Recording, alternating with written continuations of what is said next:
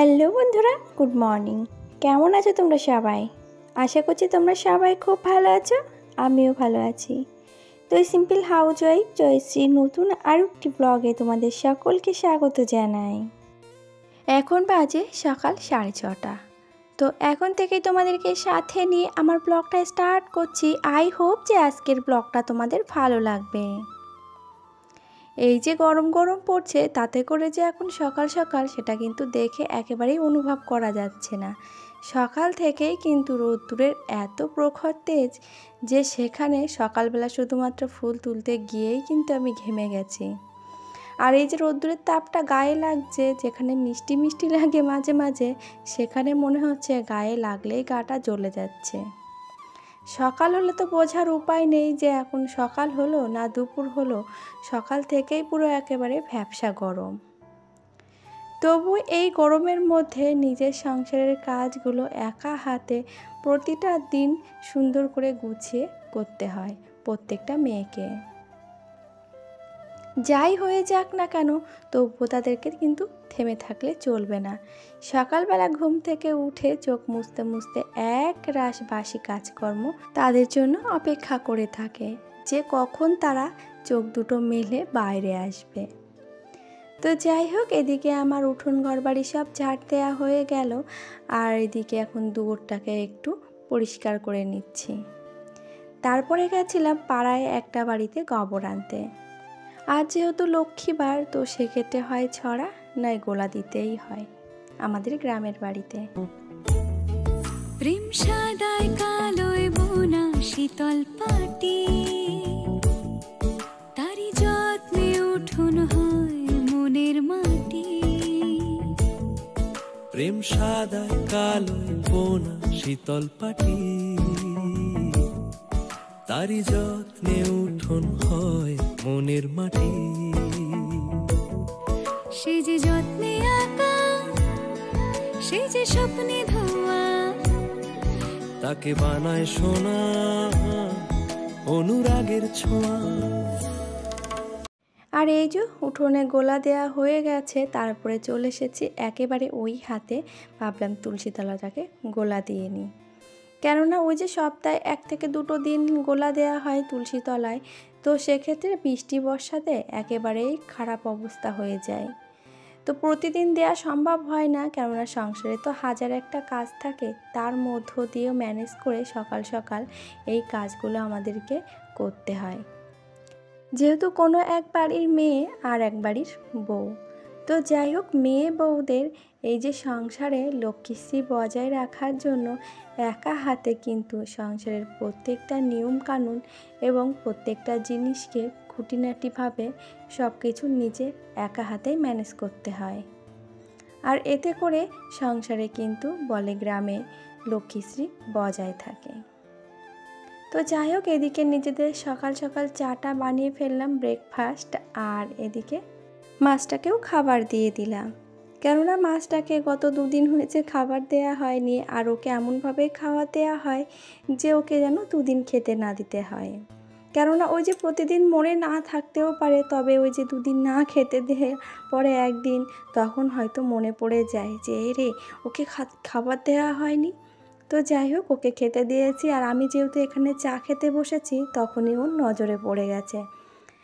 আর এদিকে দেখো, তোমার দাদা ভাই অবশেষে চাউমিন বানিয়েছে নিজের হাতে। তো চাউমিনটাকে পুরো একেবারে ফেনা ভাতের মতো গলিয়ে ফেলেছে। সকালবেলা ওস্তাদি করে করতে গেছে।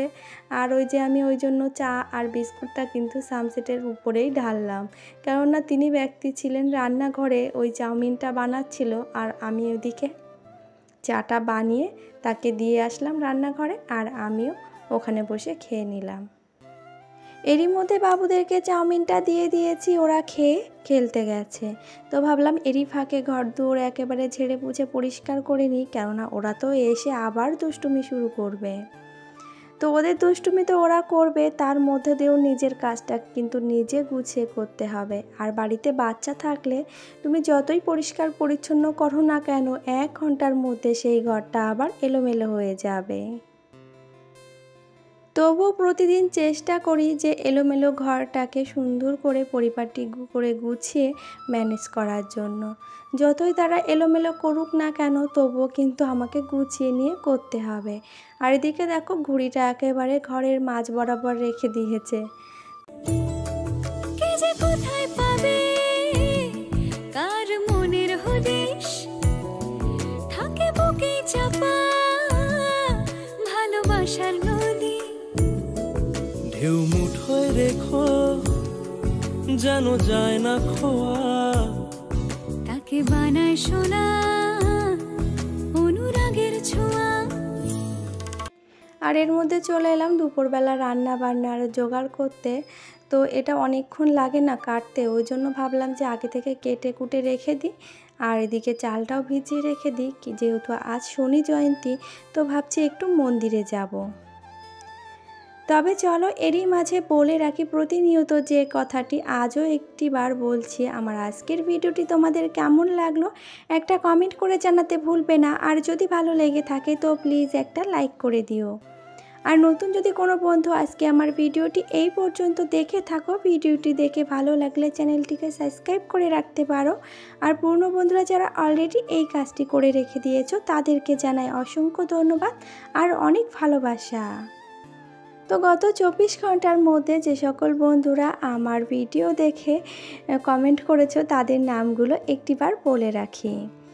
আরটি লাইফস্টাইল, শ্রেয়সী, আর daily life, Tojo and mom time, daily blog with Tumpa, blogger Mamata, daily life with Puja আর গোপীনাথ। তো বন্ধুরা, তোমাদের এই যে প্রতিদিন সুন্দর সুন্দর এক একটা কমেন্ট আমাকে প্রতিদিন নতুন নতুন এক একটা ভিডিও দেওয়ার জন্য মোটিভেট করে। তো বেশ ভালো লাগে তোমাদের এই কমেন্টগুলো পড়তে। আর একটা দিদিভাই আমাকে জিজ্ঞাসা করেছিলে যে আমি মাছ ভাজা বসার আগে শুকনো লঙ্কাটা কেন দিয়েছিলাম। দিদিভাই শুকনো লঙ্কাটা কেন দিয়েছিলাম জানো তো, ওই যে আবার ফোড়ন দিতে হয় না, তো আমি এক্সট্রা করে আর ফোড়ন দেব না, তার জন্য শুকনো লঙ্কাটাকে আগে দিয়ে দিয়েছিলাম। তো যাই হোক, আশা করি তোমাকে বোঝাতেও পেরেছি, তোমাকে কমেন্টে রিপ্লাইও দিয়ে দিয়েছিলাম। আর এদিকে আজ যেহেতু বৃহস্পতিবার, সেজন্য এই যে বাড়ির কাছ থেকে দুব্বা আর ফুল এই দুটোকেই তুলে নিচ্ছে। আর আজ যেন মা লক্ষ্মী আমাকে গাছে আশীর্বাদ দিয়েছে যে গাছ ভর্তি, মানে 2 গাছ ভর্তি এত সুন্দর সুন্দর ফুল ফুটেছে। আর ফুল কিন্তু দেখলে মন মুগ্ধ হয়ে যায়। আর ইতিমধ্যে দেখো তড়িঘড়ি করে রেডি হয়ে গুছিয়ে নিয়েছি। এখনও কিন্তু ঠাকুর ঘরে পুজো দেয়নি, শুধুমাত্র ঠাকুর ঘরটা ক্লিন করে ঠাকুরকে একটা ধূপকাঠি জ্বালিয়ে বলে যাচ্ছি যে আমি আগে যাই মন্দির থেকে পুজো দিয়ে আসি, তারপরে তোমাদেরকে এসে পুজো দেব। কেননা আর যারা যারা যাবে তারা তো মন্দিরে অলরেডি পৌঁছে গেছে, তো তাদেরকে আমি আর বলিনি যে আমার জন্য ওয়েট করতে, তাদেরকে বললাম তোমরা যাও মন্দিরে গিয়ে আমার জন্য ওয়েট করো। আর এই যে ইতিমধ্যে কিন্তু মন্দিরে চলে আসলাম। আর আমাদের এখান থেকে এই মন্দিরটা খুবই জাগ্রত, এটাকে আমরা বলি শ্মশানকালী মায়ের মন্দির। তো শ্মশানকালী মায়ের মন্দির বলার কারণ হলো আমাদের এখানে শ্মশান আছে পেছনে, তো সেক্ষেত্রে এখানে মন্দিরে আমরা আজকে শনি জয়ন্তী উপলক্ষে পুজো দিতে এসেছি। আর এই যে বৌমা ছেলে, এদিকে 3টে ছেলে আর একটা বৌমা মিলে পুজো দিচ্ছে। আর আমি কিন্তু এই যে সবার লাস্টে তড়িঘড়ি করে এসে পৌঁছালাম। আর এই যে ফাইনালি আমাদের পুজো দেওয়াও কমপ্লিট হয়ে গেল। সকলে মিলে প্রদীপ মোমবাতি জ্বালিয়ে মোটামুটি ঠাকুরের নাম করে তারপরে বেরিয়ে পড়েছি। আর এখন শুধু মাথার মধ্যে চিন্তা ভাবনা ঘুরছে যে বাড়ি গিয়ে এখনও পুজো দিতে হবে। তো ফাইনালি বাড়িতে এসে কিন্তু বাসনপত্র মেজে ঘষে পরিষ্কার করে, শুধুমাত্র ঘরটা তো পরিষ্কার করে গেছিলাম পুজো দিতে, তারপরে বাড়িতে এসে এইগুলো কমপ্লিট করেছি, তারপরে কিন্তু ঠাকুর ঘরে এসে পুজোটা দিতে পারছি। এখনও ওদিকে চিন্তা ভাবনা ঘুরছে যে আমি কি কখন রান্না বান্না কমপ্লিট করে বাচ্চাদের মুখে 2টো খাবার দিতে পারবো। কেননা তারা সকালবেলা যে ওই যে শুধুমাত্র চাউমিন খেয়েছে, আর এখনও অবধি তাদের ভাত দিতে পারলাম না। এখন বলো অনেকটা বেলায় হয়ে গেছে, 12:30 নাগাদ। তো জানি না কখন কি করতে পারবো, তবুও একা হাতে কিন্তু আমি প্রতিটা দিন, বৃহস্পতিবার হোক কিংবা সোমবার, কোনো দিনই না, প্রত্যেকটা দিনই আমি এইভাবে A to Z নিজের হাতে ম্যানেজ করি। আজও আবার রান্না করছি মাংস, তো রেসিপিটা তোমাদের শেয়ার করলাম না। এদিকে চিকেন কষা আর এদিকে ভাতটা তো প্রায় মনে হচ্ছে হয়ে গেছে। আর আমি যেহেতু পুজো দিয়ে এসেছি তার জন্য আমার জন্য এর ভেতরে একটা আলু সিদ্ধ দিয়ে দিয়েছি, আর এদিকে আছে কুঁদরি ভাজা। তো এই যে ফাইনালি 3 জনকে ভাত বেড়ে দিয়েছি। আমারটা যেহেতু নিরামিষ হবে সেই জন্য আমি এক্সট্রা করে পরে বেড়ে নেব। আর এই যে দেখো যাদের খাবার দিয়েছি তারা কিন্তু এখনও ফোন দেখায় ব্যস্ত আছে। তবে চলো খাওয়া দাওয়াটা সেরে নেওয়া যাক।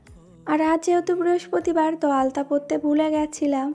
তো যাই হোক, এইভাবে কিন্তু আমি প্রত্যেকটা দিন সংসারে লক্ষ্মীশ্রী বজায় রাখার জন্য A to Z কাজ একা হাতে ম্যানেজ করি। তবে চলো আলতা পরতে পরতে আজকের মতন ভিডিওটি এই পর্যন্তই। সকলে খুব ভালো থাকবে, পরিবারকে নিয়ে আবারও দেখা হবে।